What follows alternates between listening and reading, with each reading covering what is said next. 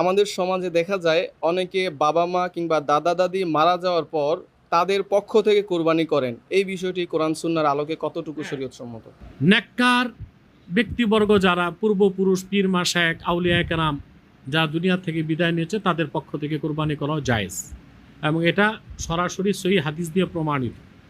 যেমন রাসূল করিম সাল্লাল্লাহু আলাইহি সাল্লামের একটা নির্দেশ ছিল হযরত আলীর প্রতি, যেটা সুনান আবি দাউদে এসেছে।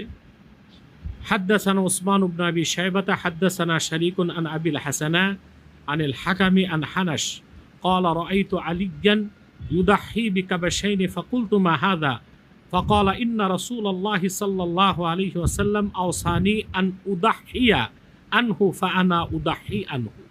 হাদিস থেকে স্পষ্ট প্রমাণিত হয় যে হযরত আলী রাদিয়াল্লাহু তাআলা আনহু দুইটা কাবাশ কোরবানি করেছিলেন।